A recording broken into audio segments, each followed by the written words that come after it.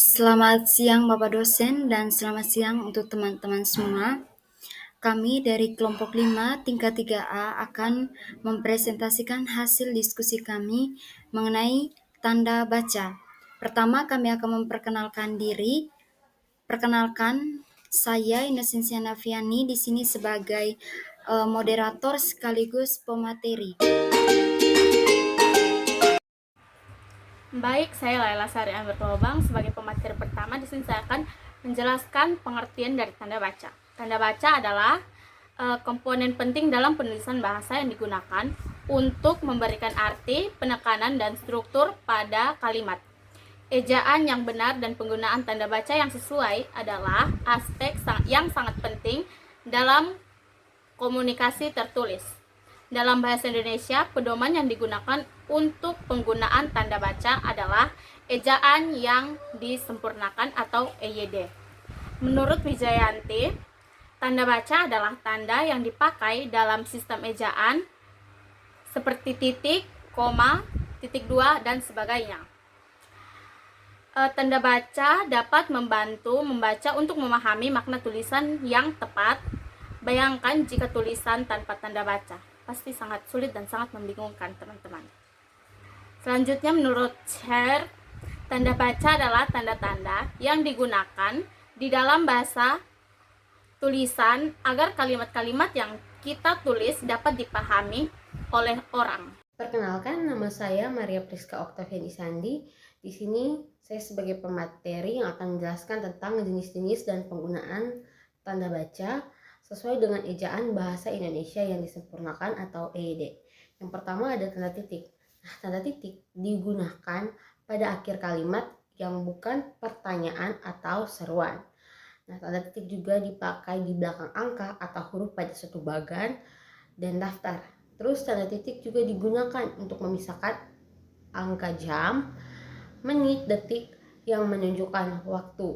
Terus tanda titik juga dipakai dalam daftar pustaka di antara nama penulis, judul tulisan yang tidak berakhir dengan tanda tanya atau tanda seru, dan tempat terbit. Nah, yang kedua ada tanda koma. Nah, tanda koma dipakai di antara unsur-unsur dalam suatu perincian atau pembilangan.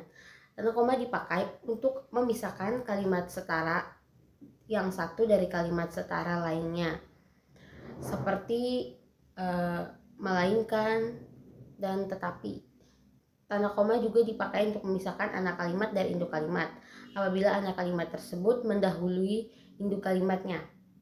Dan tanda koma dipakai di belakang ungkapan atau kata penghubung antar kalimat yang terjadi pada awalan kalimat. Contohnya, oleh karena itu, jadi, dan demikian sehubungan dengan itu, dan meskipun begitu. Baik, perkenalkan nama saya Nova Cendayani.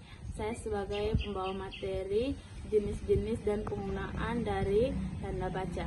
Sesuai dengan ejaan bahasa Indonesia yang disempurnakan atau EYD, tanda baca dibagi menjadi berbagai jenis. Adapun jenis dan aturan penggunaan sebagai berikut. Yang pertama, titik koma. Tanda titik koma dipakai sebagai pengganti kata penghubung untuk memisahkan kalimat yang setara di dalam kalimat memujuk setara. Yang kedua, tanda titik koma digunakan untuk akhir pernyataan perincian dalam kalimat yang berupa frasa atau kelompok kata dalam hubungan itu sebelum perincian terakhir. Yang ketiga, tanda titik koma digunakan untuk memisahkan dua kalimat setara atau lebih apabila unsur-unsur setiap bagian itu dipisah oleh tanda baca dan kata penghubung. Yang keempat, tanda titik dua. Yang pertama, tanda titik dua dipakai pada akhir suatu pernyataan lengkap yang diikuti rangkaian atau pemerian. Yang kedua, tanda titik dua dipakai sesudah kata atau ungkapan yang memerlukan pemerian. Yang ketiga, tanda titik dua dipakai dalam naskah drama sesudah kata yang menunjukkan pelaku dalam percakapan. Yang keempat, tanda titik dua dipakai di antara jilid atau nomor dan halaman, bab dan ayat dalam kitab suci, judul dan anak judul suatu keterangan, serta nama kata dan penerbit buku acuan dalam karangan. Baik, perkenalkan nama saya Brigita Rambo Omega Nona Sare. Di sini saya akan menjelaskan tentang jenis dan aturan penggunaan, yaitu yang kelima, tanda hubung. Tanda hubung menyambung suku-suku kata dasar yang terpisah oleh pergantian baris. Tanda hubung menyambung awalan dengan bagian kata yang mengikutinya atau akhiran dengan bagian kata yang mendahuluinya pada pergantian baris.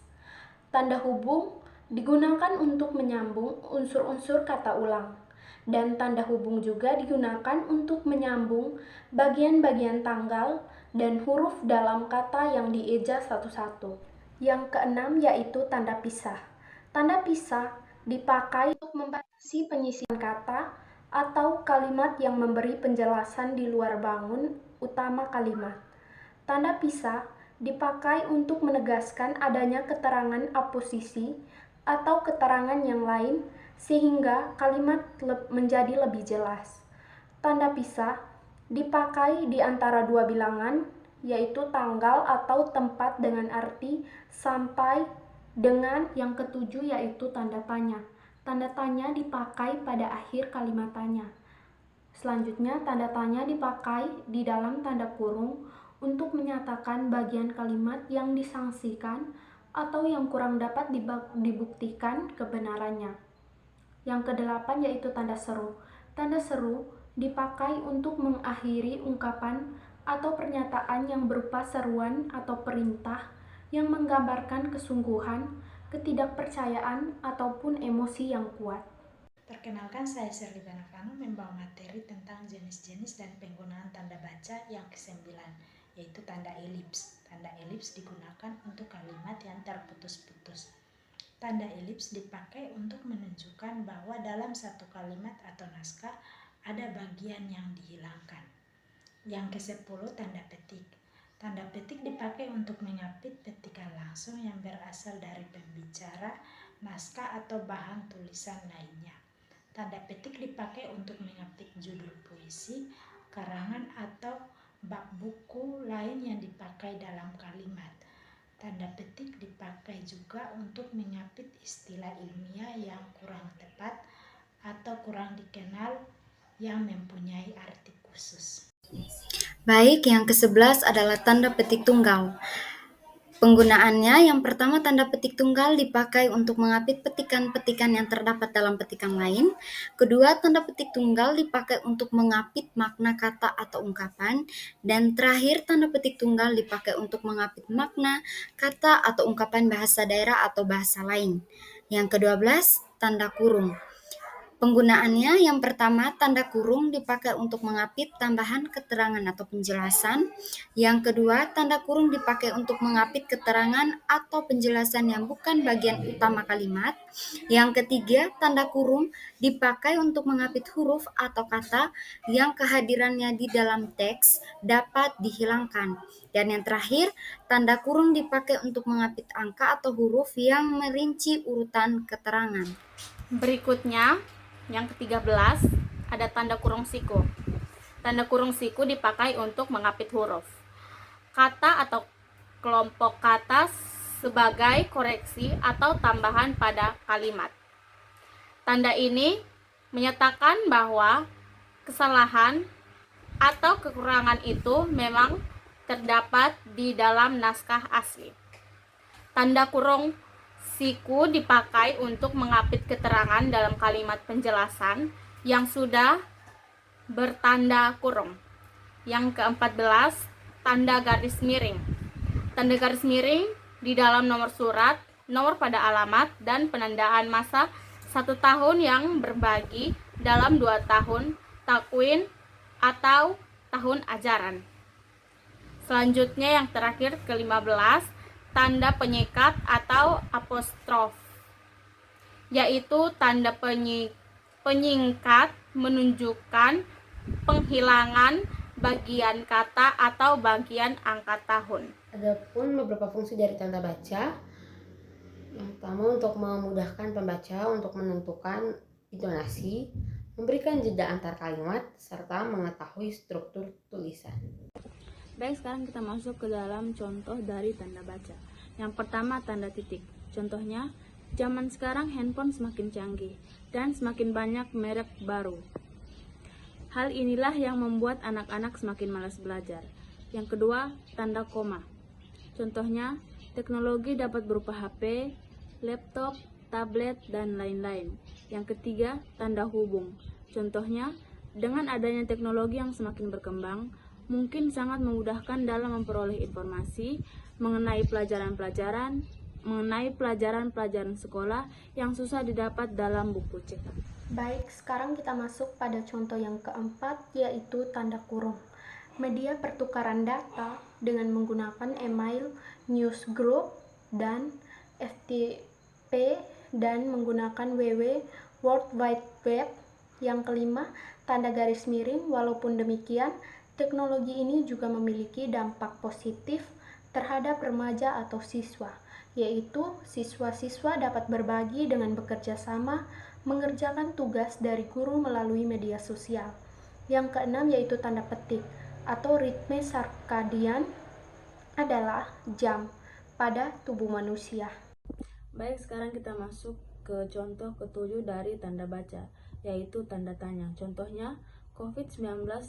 Kapan COVID-19 pertama kali masuk ke Indonesia? Contoh ke-8, tanda seru. Contohnya, wah, kamu berhasil menyelesaikan tugas dengan cepat. Contoh yang ke-9, tanda elipsis. Contohnya, penyebab kemerosotan akan diteliti lebih lanjut. Contoh ke-10, tanda petik. Contohnya, Bayu tertular COVID-19 saat pergi ke luar negeri. Sekarang dia harus menjalani self karantina atau karantina mandiri. Contoh tanda baca yang ke-11 itu tanda kurung. Itu banyak pengaruh atau influencer yang mendapat apresiasi karena konten yang membangun. Yang ke-12 tanda kurung siku, yakni persamaan kedua proses itu atau perbedaannya dibicarakan di dalam bab 2 yang perlu dibentang di sini. Yang ke-13 itu tanda garis miring. Yang harus mengambil raport adalah orang tua atau wali peserta didik masing-masing. Baik, contoh yang ke-14 adalah tanda penyikat atau apostrof. Misalnya, kau kan ku nanti. Yang ke-15, tanda pisah, gerakan pengutamaan bahasa Indonesia. Tanda pisah, amanat Sumpah Pemuda harus terus digelorakan. Baik, itu saja materi dari kami. Sekarang kami akan buka sesi tanya jawab. Maksimal pertanyaan yang diberikan adalah 3. Kami berikan kesempatan kepada teman-teman untuk bertanya.